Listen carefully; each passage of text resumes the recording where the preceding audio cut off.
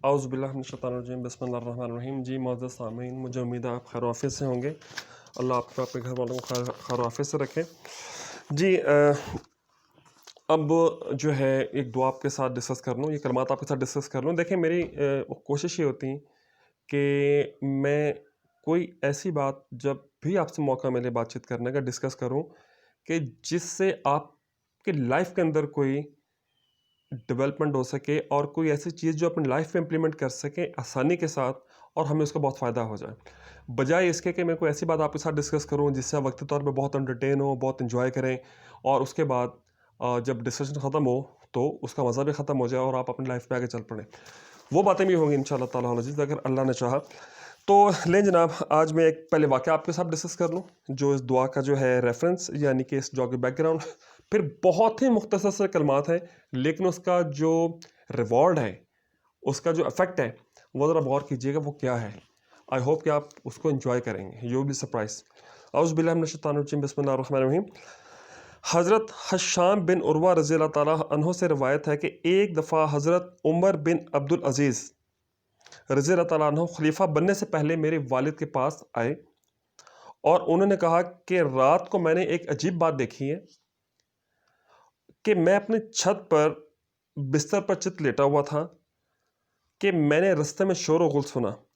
जब मैंने झांक कर देखा तो मैंने ख्याल किया कि कोई लश्कर है, लेकिन वो शैतान थे जो ग्रोह द ग्रोह चक्कर काट रहे थे। ठीक, हत्ता कि वो एक खंडर में जमा हुए जो मेरे घर की बैक साइड पे था, पीछे था। फिर इब्लीस आया।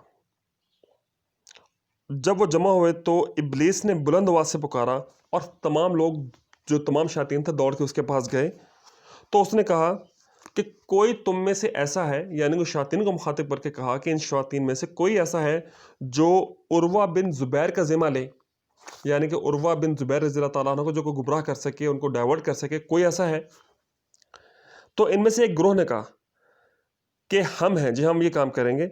बस वो गए और वापस आए और आके उन्होंने वापस रिपोर्ट बैक किया इब्लीस को कि जनाब हमने बड़ी कोशिश की लेकिन हम उनको गुमराह नहीं कर सके, उनके किसी हाल पे हम कादिर नहीं हो सके।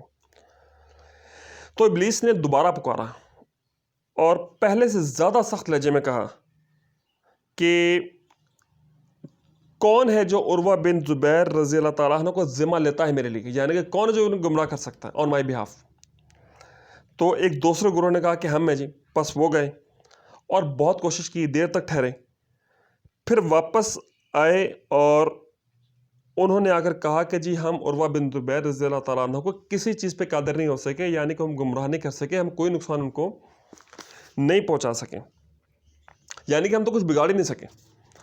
फिर वो तीसरी दफ़ा चलाकर बोला और इस तरह चलाकर बोला, इब्लीस की बात हो रही है कि ये जो हज़रत हश्शाम है ये कोट कर रहे हैं कि मुझे लगा कि ज़मीन फट जाएगी।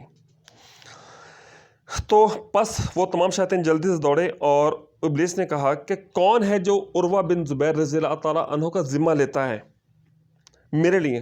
तो एक जमात ने कहा कि हम लेते हैं जी, ये तीसरी जमात थी। बस वो भी गए, बहुत देर तक गए, इन्होंने बड़ी एफर्ट की, बड़ी कोशिश की, जाहिर सी बात है जो जो कोशिश कर सकते होंगे। तो फिर वापस आए और आके कहा कि जनाब हम उनका कुछ भी नहीं बिगाड़ सके, यानी कि तीनों की तीनों जमातें ये कामयाब ना हो सकें।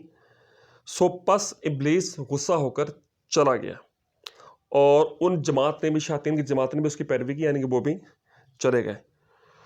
तो हज़रत उर्वा बिन जुबैर रज़ी अल्लाह ताला अन्हु ने हज़रत अब्दुल अज़ीज़ से मुझको मेरे बाप हज़रत ज़ुबैर बिन अवाम रज़ी अल्लाह ताला ने हदीस सुनाई है कि मैंने हज़ूर अक़दस व अकमल सल्लल्लाहु अलैहि वसल्लम को फरमाते हुए सुना है कि कोई आदमी ऐसा नहीं है जो ये दुआ पढ़े रात के शुरू में और दिन के शुरू में, मगर ये कि अल्लाह करीम महफूज रखता है उसको इब्लीस और उसके लश्करों से।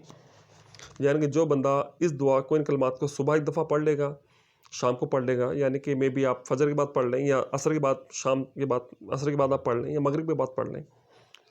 अब वैसे मैं मेरे ज़हन में मे बी शायद असर के बाद, इसको आप कंफर्म कर लीजिएगा।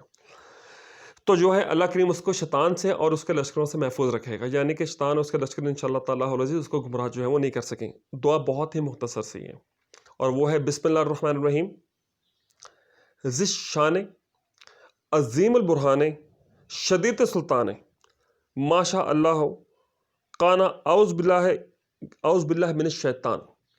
रिपीट करता हूँ, बिस्मिल्लाहिर्रहमानिर्रहीम ज़िश शान अज़ीमुल बुरहान शदीद सुल्तान माशा अल्लाह काना औज़ बिल्लाह मिनश शैतान।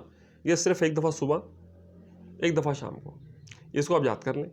इसको याद करके अपने मामलात का हिसाब ला लें। नमाज़ तो पढ़नी होती, नमाज़ पढ़ने के बाद सुबह फजर के बाद जब एक दफ़ा कलिमात कह लें और असर के बाद कह लें तो इंशाअल्लाह ताला अज़ीज़, या मगरिब के बाद कह लें।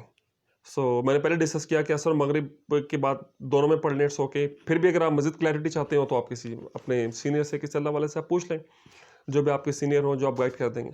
तो इंशाअल्लाह ताला अज़ीज़ इस दुआ के पढ़ने की बरकत से अल्लाह करीम मुझे और आपको शैतान और उसके लश्करों की तो तमाम तदाबीर हैं उससे अल्लाह करीम महफूज फरमा देंगे। और जो मेरा एक्सपीरियंस है, जिनसे मैंने डिस्कस किया, जिनसे मुझे पता चला कि जिसने दुआ पढ़ी, आपको ये दुआ पढ़ने के बाद ही दिल में फ़र्क महसूस हो जाएगा कि जिस दिन आपने सुबह के वक्त ये दुआ पढ़ी है, आप खुद फील कर लेंगे। इसको पढ़ने के बाद आपकी फीलिंग्स पहले उन दिनों के मुकाबले में जब आपने नहीं पढ़ी डिफरेंट होंगी।